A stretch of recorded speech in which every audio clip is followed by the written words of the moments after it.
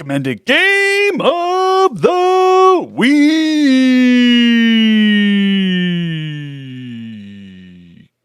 The recommended game of the week is a family-friendly podcast we think you should add to your collection, and it passes our stringent criteria.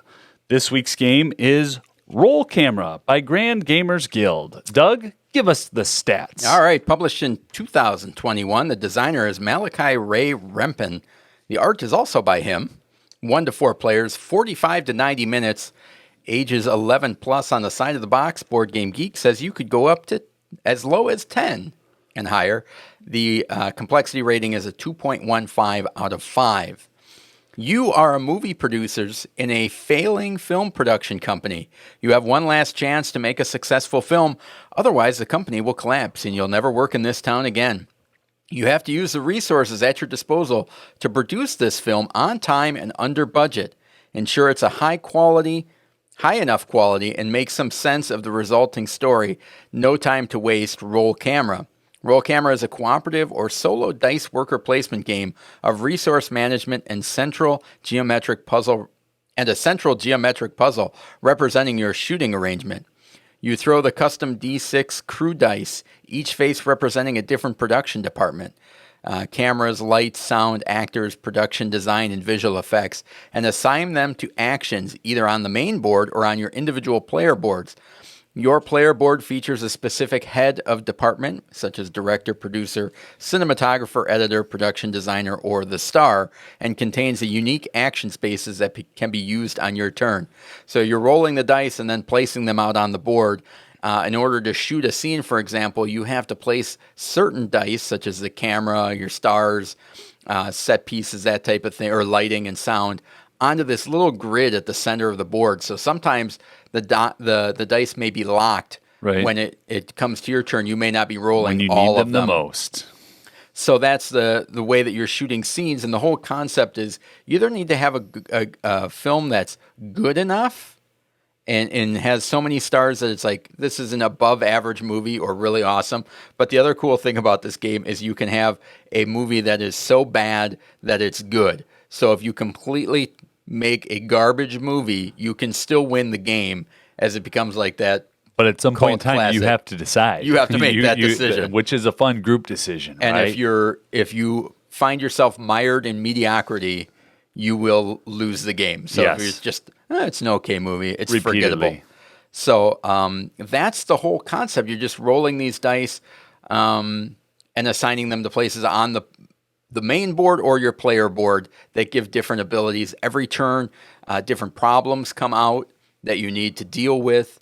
And by resolving those problems, you are also going to get rewards, whether it is, you're kind of balancing two resources in this game, time and money. So your budget and the time to shoot. And those are constantly going down as the game goes along.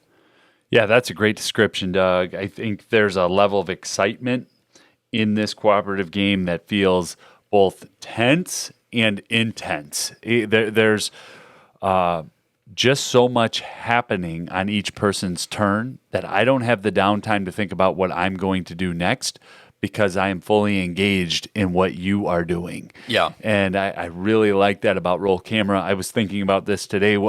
How can we tell our listeners that this is a good game? When we get a game in the doors and play it for the first time, we'll play it, and one of about 3 things will happen. We'll say, yep, that's going to be recommended. Nope, that's a stinker. Or, yep, that's going to be recommended, and we need to really play it again and do a full review. And this one right away, we said, yep, it was going to be recommended. We played it twice right away. But then the game kept coming back. New people would come in. We've probably played this how many times? A lot more than other games that we've reviewed. So getting into the replayability of the game and just how the game actually works when different people are playing, because we've played this game with just adults. We've played this game with kids involved. Just a great little game. Yeah, I think one of the things that I really love about this game is that the theme execution on this game is so good, where there are you can spend a die to use an intern that allows you to re-roll a different die. But the best part about this game is there's this concept of pitching ideas. Everybody has these idea cards. And you can go to a spot to pitch ideas, and other players give you cards on your turn that may be beneficial. You're going to scrap one, you're going to save one for later, and you're going to use one right now. You call a meeting, right? Yeah, it's like a pitch meeting. And everybody gives you their ideas. But the flavor text on those things of while you're reading them off, and Michael's got some of the cards, so maybe he can read a couple here, of just the way that they thematically make sense and just add so much fun to the game. This one's really good. This is an idea, right? And the flavor text says, put your fingers in your ears and pretend that everything is just fine. And then you're ignoring all effects this turn, right? So it just has a little animation of somebody who has the world falling apart around them, but they're ignoring it because... Which is funny when you play this game and you role play with it, and you can say, I've got an idea. And that's one of the things that I like to do when we play this is everyone pitches their own ideas instead of handing it. And it's like the idea, how about we just put our fingers in our ears and pretend that everything's fine and we're just going to move along, you know, and do that. And it just adds this whole other level. Well, and the problems are great too. Even the flavor text on the problem. Marketing wants a camera crew to document that camera crew. So it has a picture of somebody filming the camera crew. There's a military parade band practicing next door. The fact that Malachi Ray Rempin was able to design a game that is awesome and do the art. I believe he is a filmmaker. Well, and so the idea that makes sense. I'm sure he's run into a lot of these issues and knows, and just the fun that comes from that flavor text and the whole thing, and even the when you go to shoot scenes, you have to arrange the dice in a certain way, and then you shoot the scene, and it goes into your editing booth, and you can change it around. But it's remarkable every time that we've played the game, and I'm sure this will come up in the skills a little bit later too, but every time we've played the game, it makes a story. Through, based on the scenes, you're trying to get things together, and you look at the pictures and you can make something up, and it's amazing how cohesive of a story you can have just based on the words that are in between each scene. It's like, well, first there were these people, and it's just... that creative element is just awesome. It is. I want to shift a little bit, if that's okay, and talk about the specialty cards, the character cards. I cannot remember what they're referred to, but each player has their roles or a role and ability. Yeah. Let's tell our listeners about that. Yeah, so there's a director, a producer, a cinematographer, an editor, a production designer, and the star. You can pick one of them out. And each one of them has special abilities that only apply to them. Player privilege. That they can put their dice on. Well, the player privilege is fun because it actually has no bearing on the game. There's two sides to each card, and you can pick one out. So if I'm the production designer, my player privilege could be I can make other players wear any piece of clothing or hold any object you wish, or you may redecorate the space you're in however you like. And so that has no bearing on the game.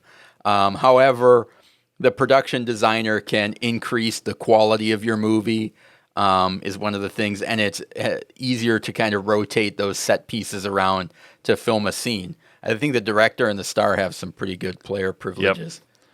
The director, the player privilege or the abilities? The player privilege. Yeah, I think those are so fun. The director, you may request that other players express their emotions more theatrically. And the other one is, you may loudly shout action whenever a scene is shot. So, like I said, those have no bearing on the game, but they're... But you could start to see how 12, 13, 14, 15, 16, 20-year-olds would start to take on some of these roles and have a very good time with this game. Yeah, exactly. What else do you like? I like the dice. The dice are different. They have, I'm going to completely butcher this. This is a little bit difficult to describe, but the dice have cameras. What are these theater faces called? They have cameras, light, sound, an actor, that would be the production design, and visual effects. So although it's just your standard D6 dice, they're different. They're unique. I like how everything fits together. I talked about the intensity. This is a game that, although we've played, whether it's a half dozen times or 4 times, it's very, very close. Yeah. Right down till the end, there's some strategy involved with those last few decisions, and one person can't just push it through. Yeah. I mean, you have a theater background, and Yeah. I did theater growing up. And you know how you can get one or two overbearing people to kind of push something through, and this game won't allow that. It is a cooperative game. And I really like that. I feel like the roles and the abilities, everything's just flat where everybody gets to play the game. Yeah, and I There's have that no hiding. Yeah, and I have that on my list too, is the idea that there's limited alpha moments. Yeah. Because even when you do that idea, pitching for ideas, the person whose turn it is ultimately is going to make the decision. But every game that we've played of this, it's a very cooperative experience where everyone's invested on every player's turn, trying to figure out how we can solve the problems, get the scene shot. And it's amazing how well a game of cardboard and plastic components can actually simulate the feel of a production. You feel immersed while you're playing it. It's like, oh, we all got to pull together. And it's like, use your ability. We need to do that. We're running out of time. We're running out of money. And all of those things to try and get it to go off without a hitch. I think there's a ton of little Easter eggs in this game that are fun, add excitement to the game. There's a script that you're working from that has an upper and bottom part, and those go together it's almost like a little Mad Lib to create the title of your movie. So everything is kind of represented at the end of the game. You can have a completed movie with a title and a storyboard laid out, kind of ready to go. Yeah, it fits, right? Yeah. Everything fits in the game. That tension with time and money is fun because the replayability of this game, you will not have two games that are the same. Yeah. With how the cards come out, and I know the second or third time played, I tried, we got to save up money, but no, actually we ran out of time. And so you have to balance those things. Yeah. With the budget and the schedule. Yeah, the only concern I have is that, and it's not really a concern, it's just that idea of, I think this game works the best with invested players that are getting into the theme.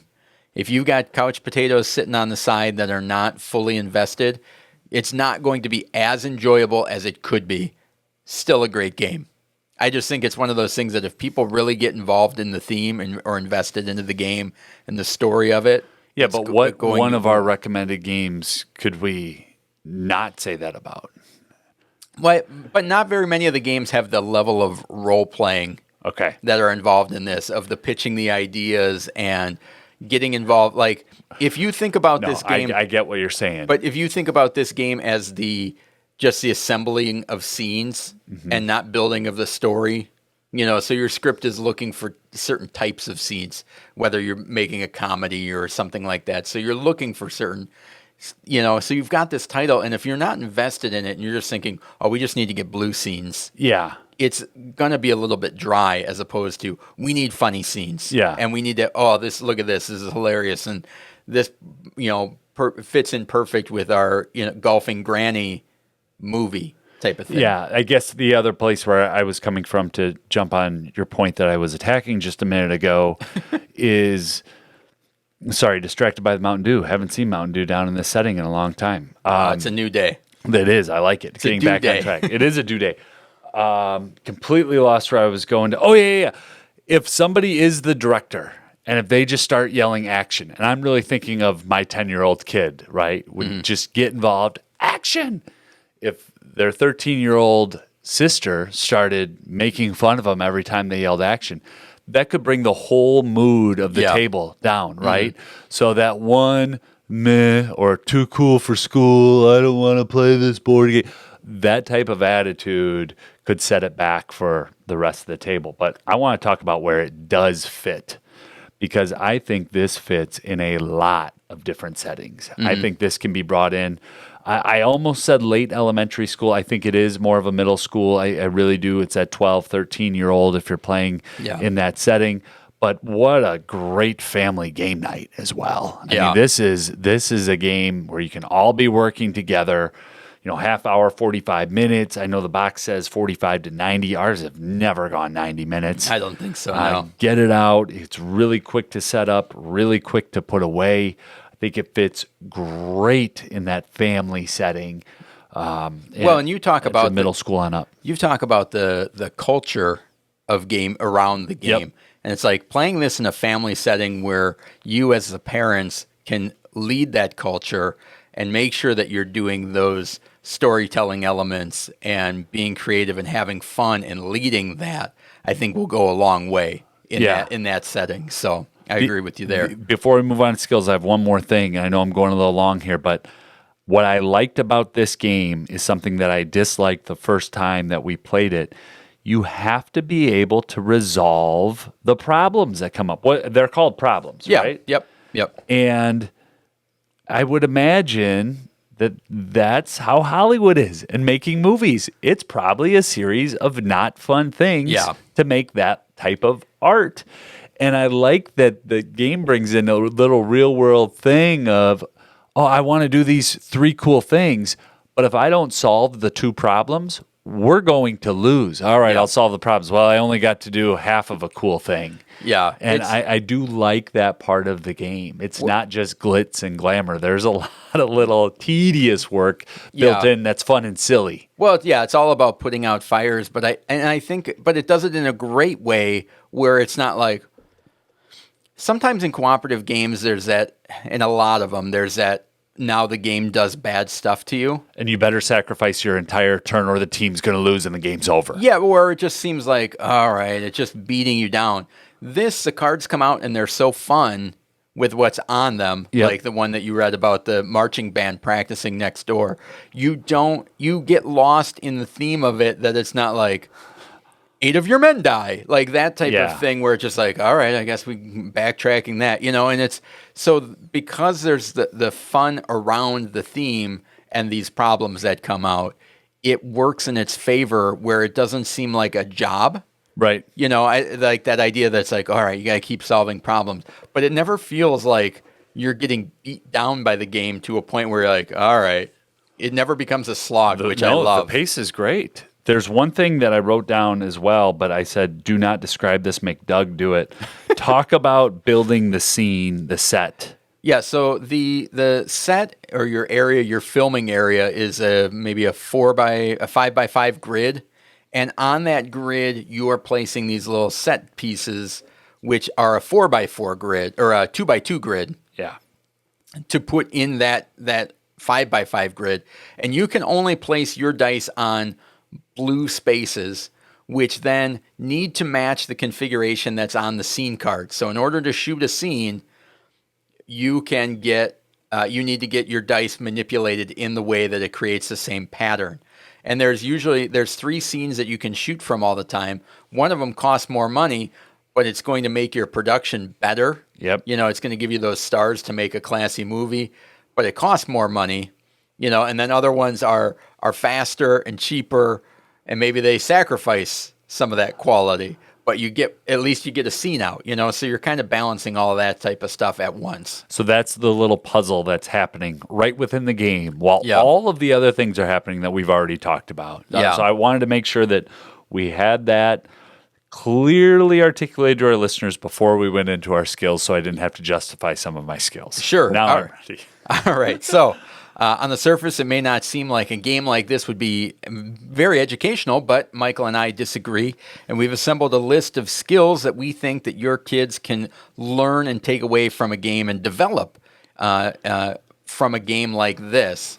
And we're going back to a little bit of an old format. I have no idea what Michael's bringing to the table. It's probably does hot it garbage. scare you? No. Hey, easy. I brought some good ones today. This was a hard list. To trim? Yes. Oh, yeah. There's an abundance of skills. In a peek behind the curtain, every week I have to go and create our game file that goes up on the website as a recommended game, and in there we're putting the skills.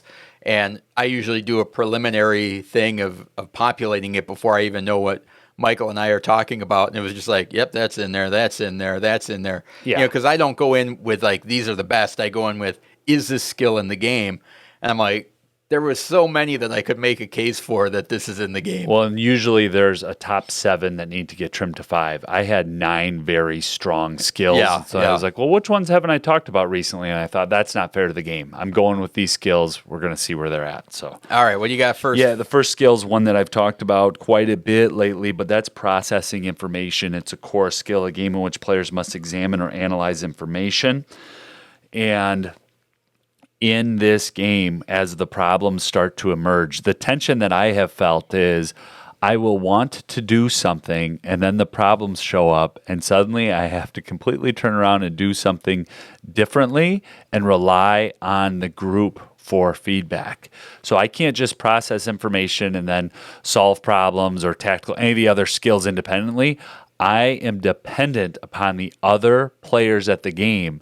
So it's this type of verbal processing and almost having to defend what I want to do as well. Yeah. Because I may want to place a die, and somebody's like, no, we need the lights over here. And then having to explain. So I know I just brought in about 8 of our skills, but the core skill for me to lead off with is processing information. Yeah, that's a great one. I've got decision making as my core skill, a game that allows players to make decisions based on currently or previously available information. And I love that this game does a good job of allowing the person whose turn it is to make their own decision, as well as get feedback about what information and things that they may not be thinking about before they make that decision from other people. You know, you're getting those ideas pitched to you, but ultimately if it's your turn, you get to pick. Yeah. You ultimately get to pick where you want to put the dice. And there are times I played this game where you're like, I don't know if we should have done that, but We did it. It's your turn, you know? So I like that this is a different, you know, as many games that we talk about where it's a competitive one and you're making little decisions throughout, this one seems very impactful, the decisions that you're making. But it's also light. It's not, you're not talking about humanity. You're Yeah. talking about movie. Yeah. A movie, a Yeah, film. exactly. And I like that in the decision making. It's different than other cooperative games that we've recommended. It's great.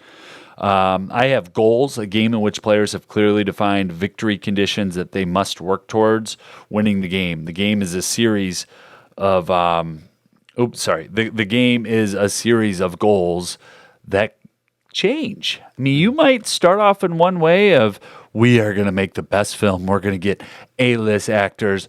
I could see how this will work. I've played this type of game before. And then 2 turns in, it's time to tank. We've got to make the worst movie ever.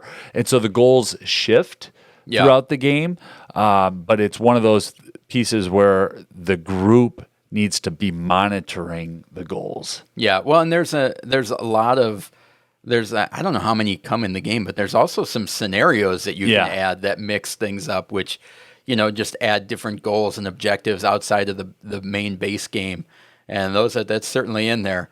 Next skill that I've got is one that doesn't show up on a lot of lists, but I had to put it on this one because I feel like comes through so strongly, and that's creativity. A game in which players produce original ideas that may be useful in solving problems, communicating, and entertaining. I'm proud of you, Doug. Would be the key word on that one is, you know, the scenes that you shoot don't have words on them. It's just a picture.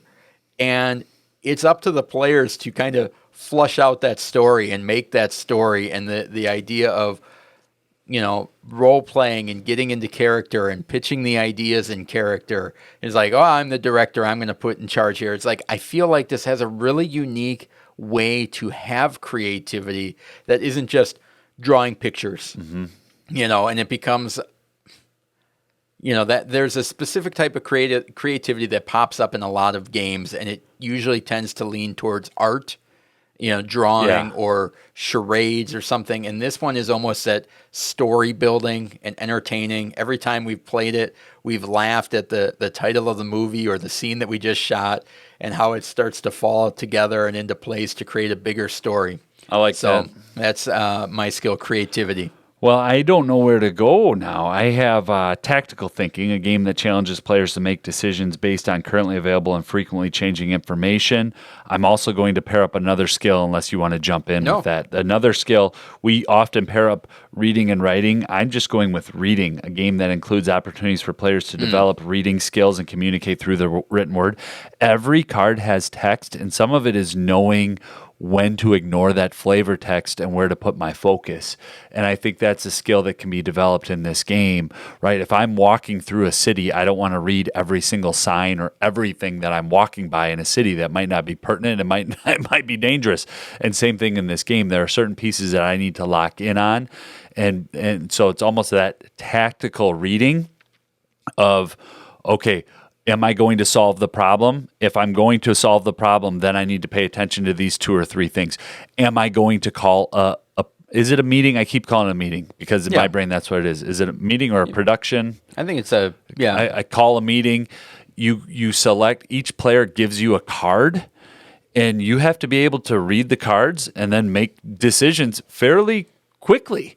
And it's not long-term planning. I mean, you've got to be on your toes, reading and making decisions. And very few games have we recommended where it's built in like that. So yeah, I've got one that ties into that, which is Communication, a game that fosters an environment in which players must share information, news, or ideas. You are not going to do well if you do not communicate with each other in this game. And it leads into my next one, which is Collaboration, which is another one that doesn't show up a lot on the list. I tend to go more towards cooperation because there's not a lot of games that do this. And we define that as a game that challenges players to work together to produce or create something new. At the end of the game, you have created a movie or the outline of a movie. You've got a storyboard. For better or worse. You've created that, and it's not often that we have cooperative games that you're creating something new. You're usually solving problems.